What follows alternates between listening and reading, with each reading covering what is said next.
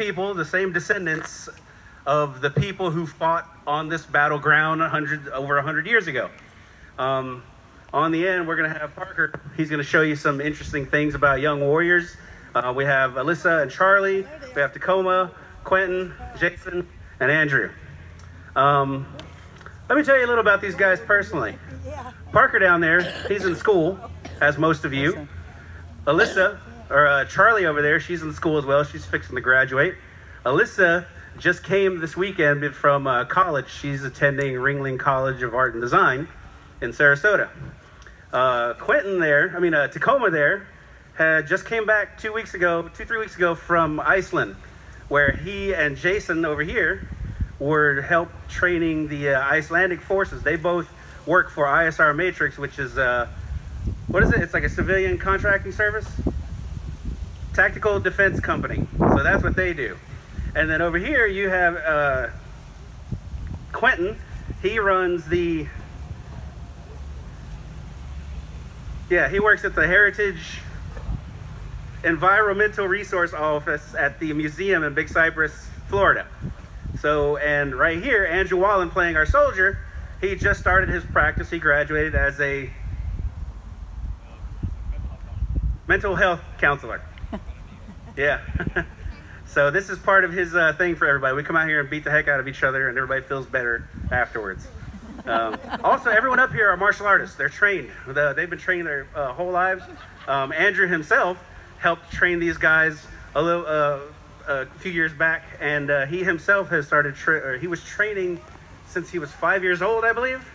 Yeah, so needless to say, everything you see out here is done by professionals. Please do not do this at home.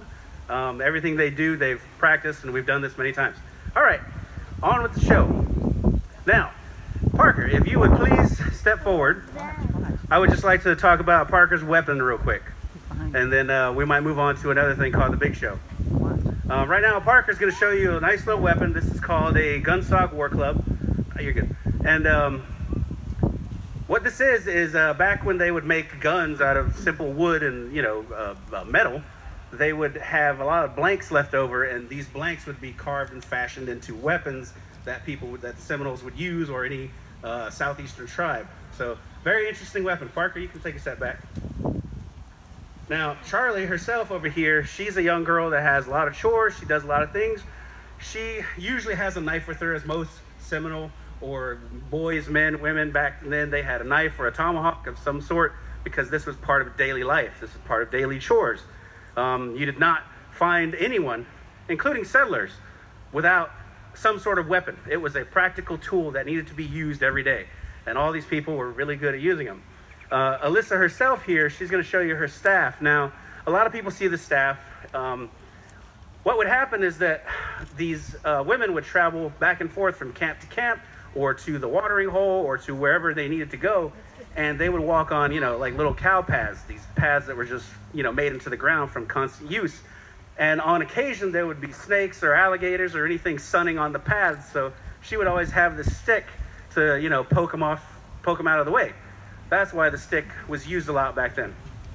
And we have Tacoma. We're going to talk about their weapons more in depth, but he's our rifleman. That's Tacoma Robbins. We have Quentin Cypress. He's going to be our wrestler. Jason Melton. He's going to be our warrior. And Andrew, our soldier for the day. Now, first thing we're going to show you is what's called the Big Show. And this is very exciting. This is where all the guys are going to do our own sort of reenactment. This is just something they put together to symbolize the battle between the Seminoles and the soldiers, and all the battles of Florida. The Seminoles fought bravely and valiantly, and they earned the right to remain here in Florida, while the soldiers were fighting for, the U.S. government, or whatever reason they had. But both sides were entered into an unfortunate situation where a lot of people lost their lives. You can stand it. You can't see it.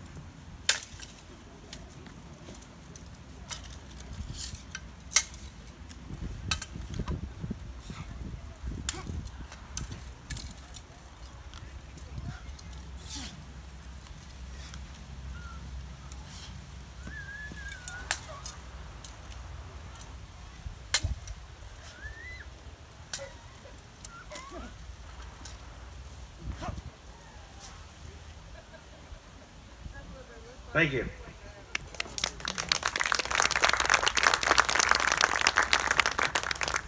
Now, as I said, kind of like even in this battle here today, the Battle of Okeechobee, there were significant losses on both sides. Some would call it a victory, some would call it a loss. You talk to us Seminoles, it was a victory. It was one of the last battles of the Second Seminole War, and the Seminoles remained. If you talk to the other side, it was sort of a victory. Zachary got his stripes and was bumped up. The soldiers got, a hero's welcome. But yet the Seminoles remained in their homeland, and the soldiers went home at least for a time, until eventually, just natural evolution, Florida built up around the Seminoles, and they eventually had to become citizens of the United States, which most people don't know. Seminoles weren't citizens of the United States until about the 1940s or 1950s. So that's interesting. First thing we're going to show you is we're going to bring Parker back up. We're going to start from the beginning. Now, Seminoles about his age would have been, as I said, carrying weapons, because this was just a daily life for them. He would have had a knife, he would have had a tomahawk, and he would have, at this time during the war, he would have actually been trained to fight. He wouldn't have fought. He's too young. He would have had to stay and help with the older people and the women moving camp. Whenever the soldiers were close, they would have to clear camp. But at the time before the Second Seminole War, he would have his older generation, whether his uncle, his grandfather, his father, they would have already been in battle against troops or fought alongside of U.S. troops earlier in battles. You have to remember, this is the 1830s. Literally, 40 years before was the America, 1776. The battle, Indians and everybody were fighting together either against England, or the natives were fighting with England, vice versa. Then you had the Battle of 1812, all the way up in New York and Canada and all that. And a lot of those natives migrated down to Florida eventually once they saw the tide turning, and that all the promises they were given, either for helping England or helping the U.S., weren't being given. So they knew they were eventually going to be persecuted, especially with the election of Andrew Jackson as president. They had some of them who migrated down south already faced Andrew Jackson in a civil war between natives up north. So when they found out he was becoming president, they knew that he was going to want revenge, because again, they kind of stunted him up there, but not really. But they knew that once he became president, he was going to come after natives, because he was very well known, to not like natives. Well, this older generation would have trained the younger guys, and they would have trained them a little bit, but we're going to show you a little bit here. Parker, if you please.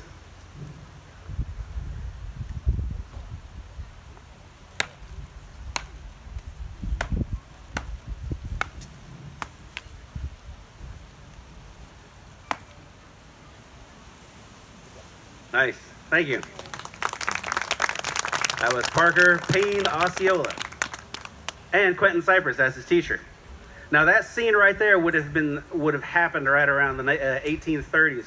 As I said, 1830 is when the Indian Removal Act was passed by Congress, and it took a few years for everything to finally trickle down and get approved. But in 1835, I believe, when the Seminoles decided they weren't going to be removed, they attacked the Dade Massacre, and then eventually Fort King on the same day, killing Indian Agent Wiley Thompson, sparking the Second Seminole War.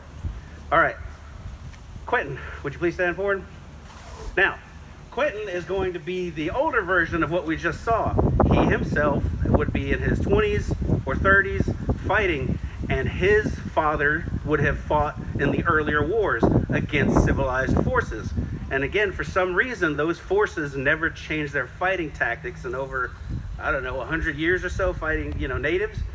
Even in the battles out west, finally, when you hear, well, even the Civil War. The Civil War happened after the Seminole War, and it was still line firing and going into each other until there were like small bands of people who started guerrilla fighting like the natives and caused a lot of problems for each side.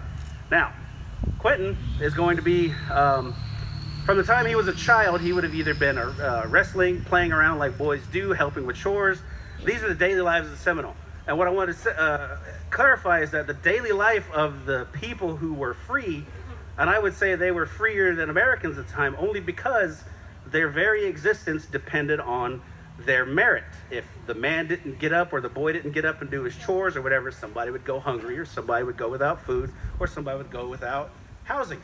It was survival, in its rawest form. It was freedom. That's the one thing the Seminoles always had, and that type of freedom, you do not want to give up, and you'll fight to the end for it. Andrew, would you please step forward? Andrew will be representing U.S. soldier. At the time, the soldiers did not have a boot camp. There was no special tactics or hand-to-hand that the soldiers were taught. They were shipped down to Florida, they were put into forts, and they were taught how to line fire and march from fort to fort. If a hand-to-hand battle broke out, it was up to the soldier and whatever training he had to help him through. And most soldiers at the time were immigrants, German, Irish, and they weren't necessarily fighters from their homelands. They were oppressed. That's why people came to America. They were either merchants or farmers coming to America, then put on a uniform, put on a boat, and expected to go remove a people who had been entrenched in their homelands for over 100 years. All right, guys.